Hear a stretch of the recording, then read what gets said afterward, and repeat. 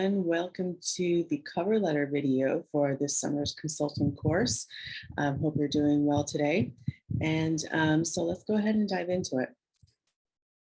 So one thing that I want to review before we really dive into the meat of cover letters is what the purpose of a cover letter is.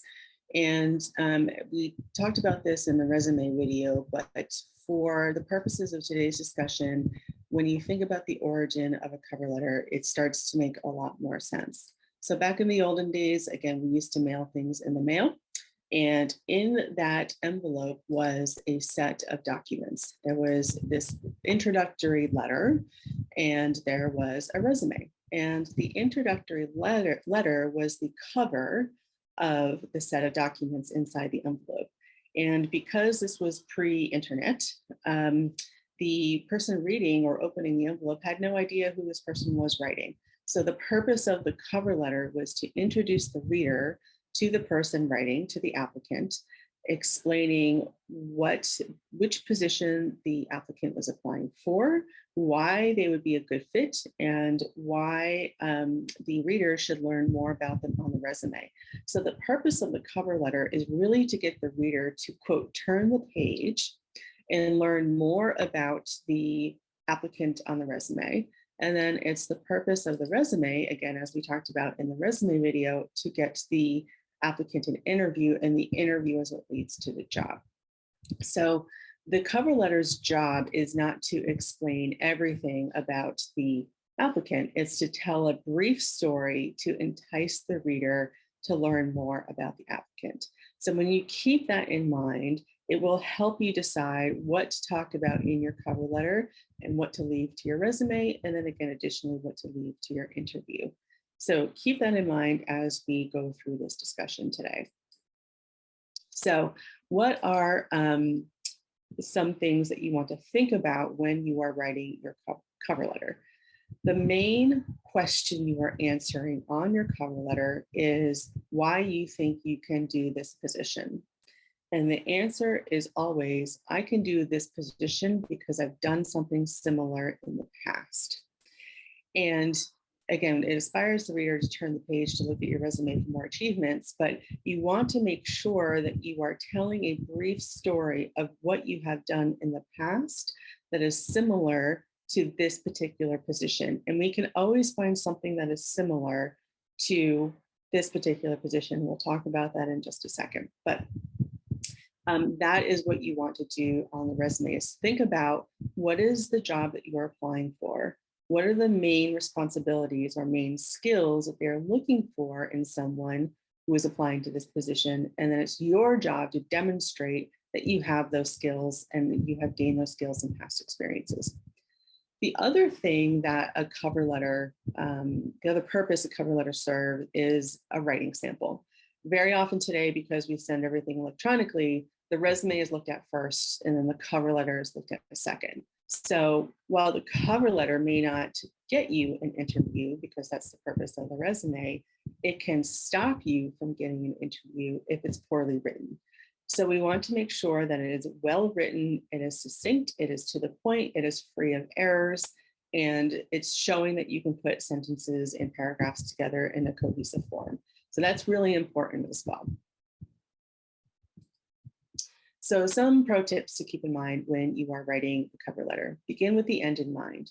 Look at the job description and write your cover letter to what they're looking for.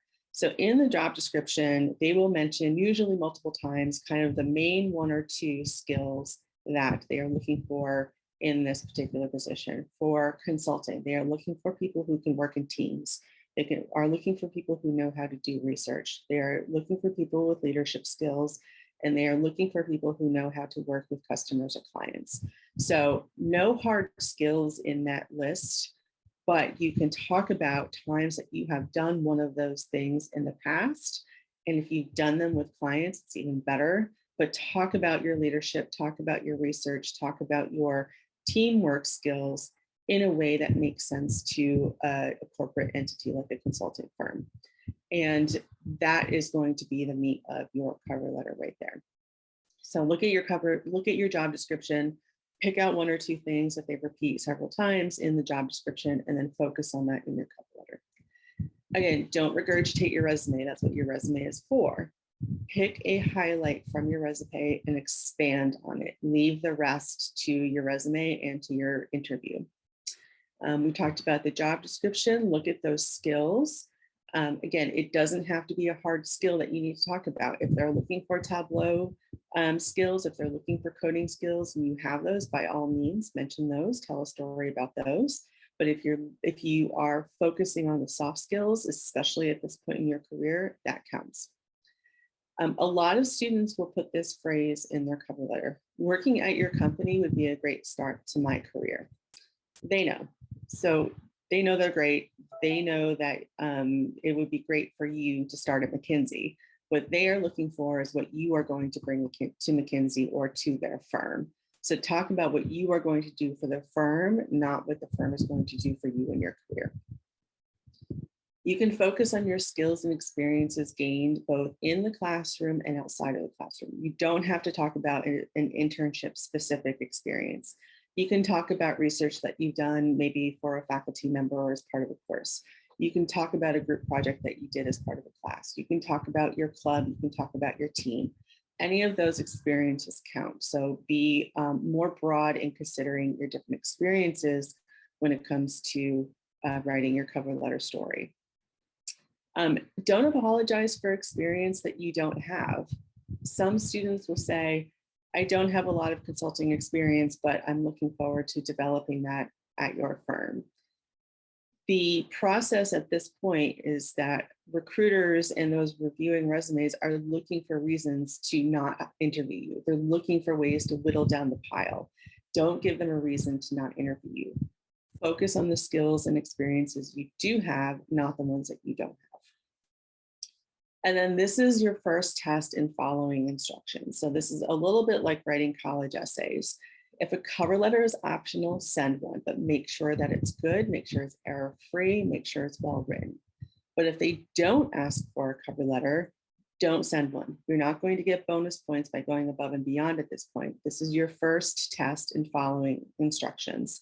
So if they don't ask for a cover letter, do not send one. If they say it's optional, it's not optional, it's required, then you send one. Okay, so let's dive into the meat of a cover letter.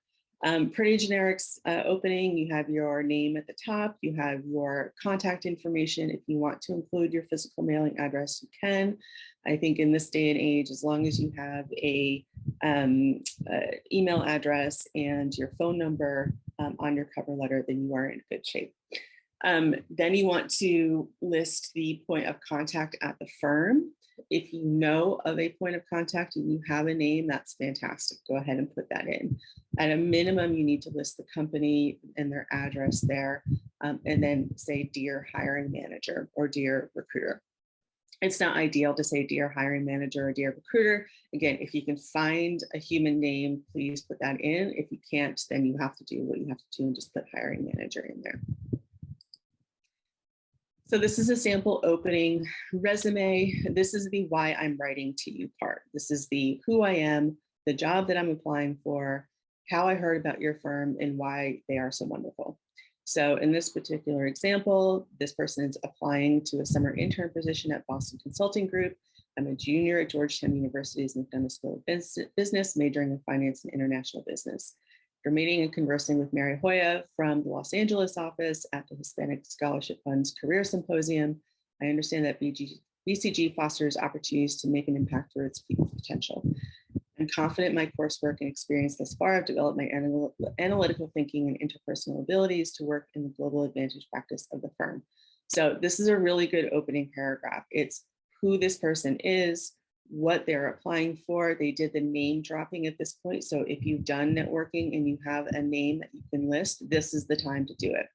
You list the person that you made contact with, and then you're saying what you can bring to the particular firm.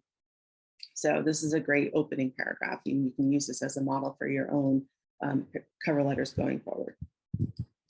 And now we get into the story and we get into the meat of the cover letter. So this is where you tell the story of what you have done in the past that makes you qualified to do this job in the future. And you use the acronym STAR, which stands for situation, task, action, result. So this paragraph, which I just broke out and labeled, so you can see which part is which, but this would be in paragraph form.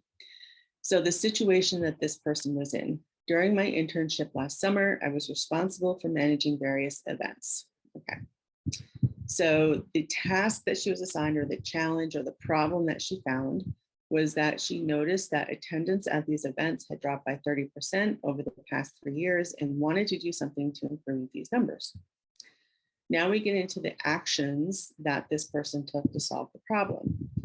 I designed a new promotional packet to go out to local community businesses. I also included a rating sheet to collect feedback on our events and organized internal roundtable discussions to raise awareness of the issue with our employees.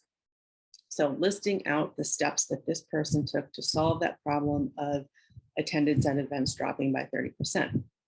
And then the result. We utilized some of the wonderful ideas we received from the community, made our internal systems more efficient and visible, and raised attendance by 18% in the first year. Now, this is a really great example. It's not from a consulting example, but it is a really great example of that second paragraph on a cover letter. If you don't have a quantifiable number like this person does, let's say you learned a new skill, or you delivered a product to a customer or to a professor or to a client, that can be your result. Your result can be, I am now more proficient in Tableau, or I am now more proficient in leading a team through a challenging situation on behalf of a client. That is an acceptable outcome because that is the skill that they are hiring for. So go back through your experiences, think about times that you took the lead on something, worked as part of a team, conducted research, or worked with clients or customers, and tell that story. Then you get into the third paragraph, and this is sort of like your list of other things that make you qualified. So they could be classes that you've taken, it could be clubs that you're a part of, it could be different skills that you learned in a particular classroom, or maybe at different internships or jobs that you've had. So this is sort of like a bullet point of other things that you have that you don't tell a whole story for, and that you just put in paragraph form. So it's like a paragraph of bullet items. So this is an example here. My experience in professional settings has prepared me for the variety of administrative duties for which I would be responsible as an intern. I dealt with confidential case files in a state attorney's office and performed a variety of administrative and customer service tasks in many settings. I'm confident that my supervisors will attest to the quality of my work, my conscientiousness, and professional demeanor. So again, just listing other things that this person has, almost in a bullet point list, but in paragraph form. And now we close it out. And this is a pretty generic closing, can be pretty much the same across any cover letter that you write. It's thank you for your time. I look forward to hearing from you soon, and listing how you can be contacted. And then you see a sample here. So when we put it all together, we have an opening paragraph that describes the position you are applying for, people you've talked to, and why you would be a good fit for this firm. Then you have your story saying, I can do this job because I've done something similar in the past. Then your third paragraph is your bullet point list of other items that make you qualified for this position. And then you close it out in your fourth paragraph in a nice, neat closing. And that's pretty much it. So if you have any questions, feel free to email us, careercenter.georgetown.edu. You're welcome to come in for a drop-in or come to a virtual drop-in if you want your cover letter reviewed, or make an appointment with an industry advisor. Thanks so much. Have a great day.